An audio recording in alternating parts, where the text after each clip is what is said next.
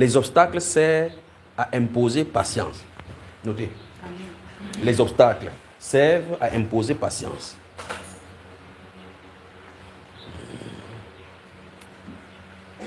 Les obstacles ne servent pas à notre destruction. Les obstacles servent normalement à imposer quoi? Patience. Préparation. Retour en l'ordre. Réflexion. C'est ce à quoi les obstacles servent. Pour un enfant du Seigneur, les obstacles n'ont jamais été, quel que fût l'obstacle. L'obstacle devant un enfant de Dieu n'est pas pour sa destruction. Et ne sera jamais pour sa destruction. Pensez que Satan, pour pouvoir faire n'importe quoi devant un enfant du Seigneur, a besoin d'une autorisation spéciale de ton Père. Pensez-y maintenant. Pensez que le chef qui coordonne toute difficulté, tout blocage dans l'univers, le chef rebelle qui coordonne tout l'univers dans les différents obstacles et différentes calomnies qu'il puisse établir, les différentes mauvaises choses qu'il puisse établir, pour pouvoir faire quoi que ce soit dans ta vie, quoi que ce soit en bien ou en mal, demande l'autorisation. Si lui, il a besoin d'autorisation, imaginez ces obstacles qu'il peut positionner. Les obstacles qu'il prépare dans ta vie, que l'ennemi pense à préparer dans ta vie, tous ces obstacles-là, tous ces pièges-là ne servent pas pour lui, mais pour la gloire de notre Seigneur Jésus. Donc, l'obstacle n'est pas un obstacle. Dis à quelqu'un cela. L'obstacle n'est pas un obstacle. En réalité, les obstacles servent à fortifier notre muscle de la foi. Donc à glorifier notre Seigneur. Un enfant du Seigneur n'a en réalité pas d'obstacle. En réalité, si vous regardez dans les Saintes Écritures de la bonne façon, il n'y a pas d'obstacle normalement. C'est nous qui considérons que c'est un obstacle. Quel que soit, il dit bien, quelles que soient les difficultés, quel que soit le nom, pensez juste ceci. Le chef qui coordonne ces difficultés-là, ces obstacles-là, a été vaincu à la croix. Amen. Considérez seulement ça. Dès que vous considérez cela, et que vous voyez que pour qu'il vienne faire quelque chose, il demande l'autorisation. Dans le livre de Luc au chapitre 22, il a dit, Simon, c'est le Seigneur qui dit, Satan vous a réclamé pour vous cribler comme du froment. Pensez-y maintenant. Il vous a quoi? Réclamé. Donc il savait qu'il n'a pas le droit d'aller vers Pierre. Il a commencé à le cribler, le faire n'importe quoi. Il dit, s'il te plaît Seigneur, donne-moi un peu Pierre là, il dérange, je le gifle un peu. Satan dit que tu veux le gifler pourquoi? Il dit, si tu le gifles, il va fuir aller pêcher le poisson. Il a compris vraiment que Pierre aime pêcher le poisson. Il dit, je ne te permets pas.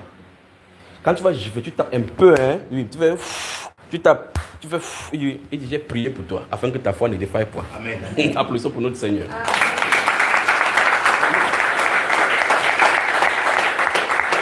Donc, si le chef de tous les ennemis que tu peux expérimenter sur la terre a besoin d'autorisation de ton Père pour venir vers toi et dire n'importe quoi, s'il a le besoin d'autorisation de ton Père, c'est pour cela que l'une des grandes prières que vous allez faire, connaissant ces choses-là, écoutez-moi très attentivement. L'une des grandes prières, quand vous êtes dans vos closettes, dans vos endroits fermés, c'est Père, ne permet pas à l'ennemi, quelle que soit l'accusation, d'avoir raison dans la prière. Ça va vous aider, je vous le dis. Amen.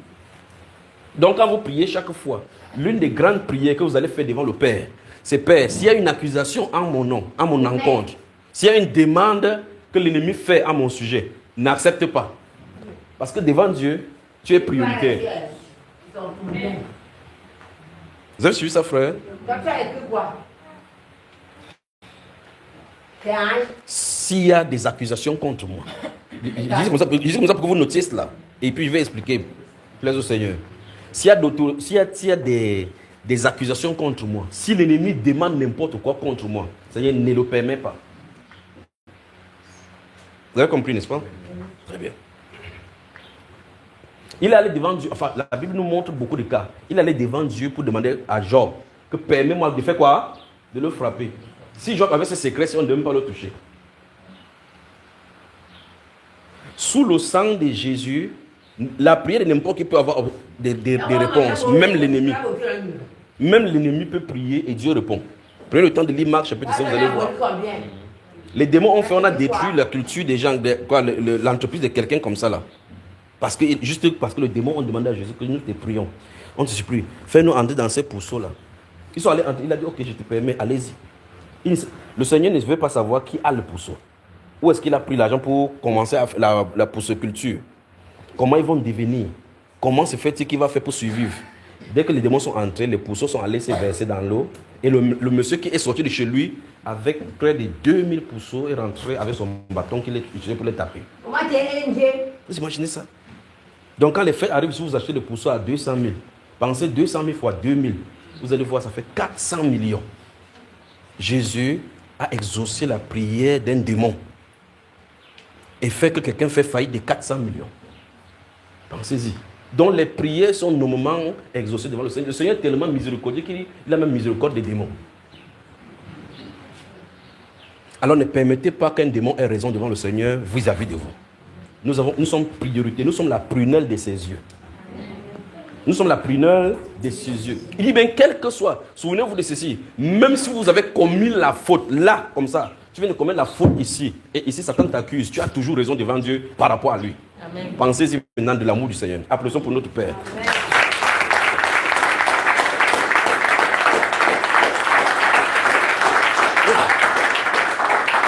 Pensez-y. Vous savez ce qui est bien dans cette affaire des spirituels ici. Donc vous remarquez que si vous faites n'importe quoi, déjà même, je vais y revenir là plus tard, si vous êtes en Christ de la bonne façon, vous n'avez plus de péché comme sanction.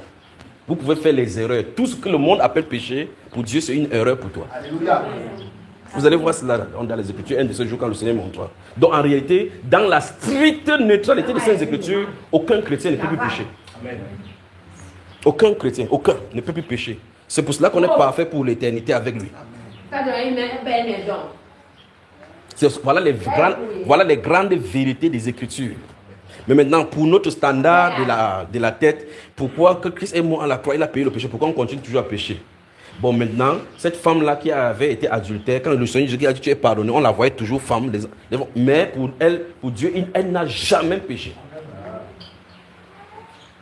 Donc Satan utilise ces petits pièges-là qu'on ne connaît pas pour nous soumettre et faire qu'on reste toujours devant Dieu pour pleurnicher. Je dis, même si vous venez de commettre une faute là maintenant, et que à côté, Satan dit que voilà, il a fait. Souvenez-vous qu'avant que la faute soit là, il y a le paiement à la croix. Amen. Vous comprenez cela? Amen. Alors, la patience donc, cette patience,